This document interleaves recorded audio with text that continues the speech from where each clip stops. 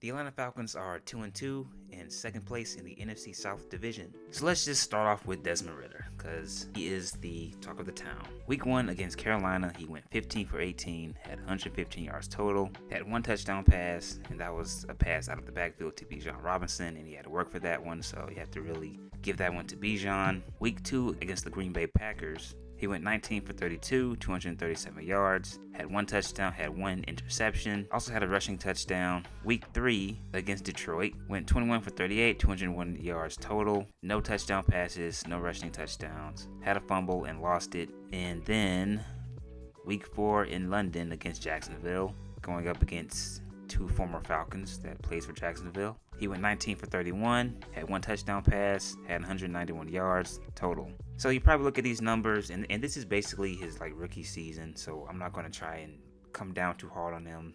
You can't really expect these guys to just come in to the league and just dominate right from the very beginning. Okay, and people are shitting on this dude as if he's been in the league for 6 years and saying he is who we thought he was, and he's not the guy, and da-da-da-da. And I bet you a lot of these people who are crapping on him right now are the same people that were screaming for him to start on Twitter and social media last season, and were probably the ones that were calling Marcus Mariota Marigota, and look at how that turned out. But anyway, going back to Ridder, even though he is a rookie, I am still surprised at how he's looked. I didn't expect him to come out and to start slinging it all over the place and throw for 300 plus yards and have 2 or 3 touchdown performances. I thought last season, when he started in his 4 games going towards the end of the season, I thought the more he played in that little bit of time, I thought he got better a little bit. I thought it was decent. So far this year, he hasn't looked good at all in his first 4 games this season, to me. His first pass against Carolina was batted at the line of scrimmage, and he ended up catching it. His accuracy has not been good. Even with passes that he completes, the receivers at times has had to make acrobatic catches. In week 2 against Green Bay, he had 1 interception when really he should have had 3, but they were dropped. The second one he threw was dropped by Jair Alexander, who is one of the best cornerbacks in the league. And the third one was dropped by their linebacker, Quay Walker, who had a pick 6 against Chicago the first game of the season. And those last 2 picks could have been pick 6s. And if Green Bay catches in on those interceptions, Atlanta probably loses the game. Shoot, they do lose the game because the offense hasn't looked good at all. He had a wide open Kyle Pitts on the left side of the field. He overthrew that one. That was too high. His pocket awareness isn't very good. I made a video grading his performance last season on how he looked. One of the things I mentioned was his pocket awareness, I believe. I didn't think he had good pocket awareness. He looks uncomfortable. He holds onto the ball way too long. He's not a very good mobile quarterback. He's not really quick. He's not really shifty. He's slow. He can't really escape the pocket very well and get out of certain situations where it looks like he's going to be sacked. Desmond Ridder can't really make the plays like a lot of these other athletic quarterbacks can make. The pocket breaks down and they're able to still buy time and make plays with their feet and keep the play alive, make an unbelievable throw. His deep balls aren't very good. They just have no chance. He can't really put the ball to where a receiver can get it if he's well covered. He just hasn't looked very good. I'm surprised by it because I didn't expect him to look this bad. So do you go with Taylor Heinicke? Do you entertain the thought of Taylor Heinicke? I would say within the next 2 weeks, you probably put him in. Now, Taylor Heinicke, he's not the guy that's going to be the solution or the answer for the Falcons at the quarterback position long term, okay? He'll make some throws that'll make you say, what the hell were you looking at? But he's a high energy guy. The team will probably rally around him like his teammates did when he was in Washington. If Washington doesn't start Carson Wentz and they start Heinicke, they probably make the playoffs last season. When things were looking bleak for Washington and they gave Taylor Heinicke another shot and put him back in the starting lineup, they ended up starting to turn their season around by getting wins against teams like Green Bay, Indianapolis. They lost to Minnesota, but then they got a big one on the road against Philly. Houston, Atlanta, they got a draw against the Giants. And then they lost to the Giants. Then Carson Wentz got some more playing time again. And yeah, it was a train wreck after that. But Taylor Heinicke can do some things really well. He's a much better athlete, which means he's a better mobile quarterback. He can stretch the field. make some pretty good throws. He can get into a rhythm. And when he was starting for Washington, their best receiver, Terry McClellan, I can never say his name right. Their best receiver was getting the football. And maybe if he starts, maybe Kyle Pitts gets the ball. Maybe we finally get to see how good Pitts is. How funny is it that the last time Kyle Pitts looked effective was Matt Ryan's final year in Atlanta?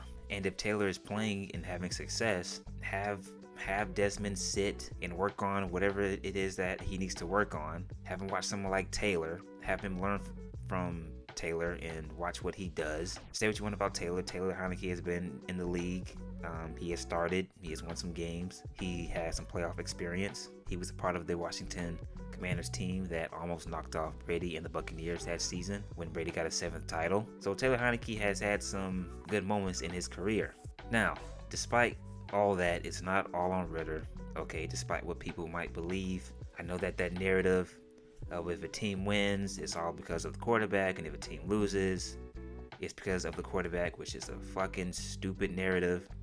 And I'll never fall in love with that narrative. I'll never buy into it. The offensive line still struggles to pass protect. Even a couple of the better offensive linemen like Chris Lindstrom and Jake Matthews hasn't looked very good. Now, last year, I used an MMA analogy to describe the Atlanta Falcons. I said that they are the wrestler. They are the fighter that's going to wrestle and take you to the ground, put you in the clinch, knee you, elbow you, punch you, try and choke you out, ground and pound you, right? And I thought going into this season that would be the case. Last year they were so heavy on the run. I thought that would be the same story going into this season. I thought that Arthur Smith was going to rely heavily on Bijan Robinson, Tyler Algier, and Cordell Patterson. Cordell Patterson has not played so far this season, although he got some playing time against Jacksonville. Very little. But I thought that the game plan was going to go through those three for the most part, or in this case, two in Bijan and Tyler Algier. I thought that he was going to run the ball, utilize play action, bootlegs. You have a guy in Bijan Robinson who can catch now, so you have a running back that can catch out of the backfield. You're going to utilize screens with him, have him run out of the backfield when they line up in the shotgun, got 4 wide, have Bijan come out the backfield, and give Desmond an easy target to throw to on plays where you weren't going to use the running backs. I thought that he was going to, basically take advantage of the rules now, because offenses nowadays don't really have to face a whole lot of contact from the defensive side of the ball because of the rules. Guys just run across the middle free and they sit in certain parts of zone coverage untouched. So I thought that the Falcons would do that as well, but they haven't. Arthur Smith, his passing concepts, he has the wide receivers going down the field too much. Like, no one's really running like a 5-yard or 6-yard curl route in the middle of the field. He's not running play designs that draws defenders out of their zone assignments and making them choose who to guard, putting them in uncomfortable situations and giving Ridder wide open targets to throw to. So, I'm not a head coach. Arthur Smith knows more football than I do. I'm just some guy on the internet who's just giving his opinion and talking about the Falcons. But yeah, I thought that the offense was going to be geared more towards the running backs. And since I'm still on running backs, Tyler Algier feels so irrelevant in this offense now. I understand Bijan Robinson is like the guy. He was their first draft pick. He was special in Texas, and he's supposed to be the shit, and he is really good. He plays like, he looks like he's been playing in the NFL for like 7 years. He has already shown true superstar potential, but you got to give Tyler Algier some touches as well. The offense feels so Bijan Robinson heavy. When things weren't going well for Atlanta and Carolina, who got the offense going when they started running the ball? Tyler Algier. So he needs to be relevant in this offense. Okay, he's not as fast as Bijan. He is a powerful back, and he is very elusive, and he can make people miss too. So he needs to get some touches as well. I wish he would take Ridder out of this stupid pistol formation and stop having him line up 5 yards behind the center and have the running back line up 5 yards behind the quarterback. Because when you try to run the ball, the running back is like 10 yards behind the line of scrimmage already, and that gives the defense time to pursue the ball carrier and to get up on the line of scrimmage and to have a better chance of tackling whoever is coming out of the backfield. Have Ritter line up behind the center and just run like a more traditional offense. Stop trying to run these gimmicky type of plays, okay? Make it simple for your quarterback. I think that's what he just needs to do. Stop trying to make him throw. Okay, why are you having him throw so much? Marcus Mariota's best games were when he was throwing the ball 13, 16 times last season. I think you need to simplify things. Now let's shift to the defense. My confidence in this defense continues to grow. And it's so refreshing to feel like the Atlanta Falcons are going to actually stop somebody. It's so refreshing to have confidence in the fact that this defense is going to make a big play, get a big turnover that seals the game or puts the offense in great situations. Now, they still like a pass rush. When Grady Jarrett gets double teamed, that's it. The pass rush is gone. And I was hoping that Arnold Ebiketie would come out and have that immediate impact like a Micah Parsons. They drafted a pass rusher out of Ohio State, Zach Harrison, who hasn't really gotten a whole lot of playing time. Hopefully he will develop into a legitimate edge rusher because it just feels like Grady Jarrett's skills are just being wasted. And if he just had someone else at the line of scrimmage that was capable of getting after the quarterback and getting into the backfield. Atlanta signs these pass rushers like a Calais Campbell or Bud Dupree that are just used up. They have nothing left. Calais Campbell hasn't really done anything in years since he's really, I don't know, like when was his last dominant season? When was the last time he looked really dominant? Bud Dupree, he had one season where he had 11 sacks. But outside of that, he's had seasons where he's had 4 sacks, 6 sacks, 5 sacks. After his 11 sack season, he had 8, then 3. He has none since he's been in Atlanta, but he has had a torn ACL, knee sprain, and abdomen muscle strain. He's had some injury issues in the past. So when they signed Calais Campbell and Bud Dupree, I was like, okay, it's depth.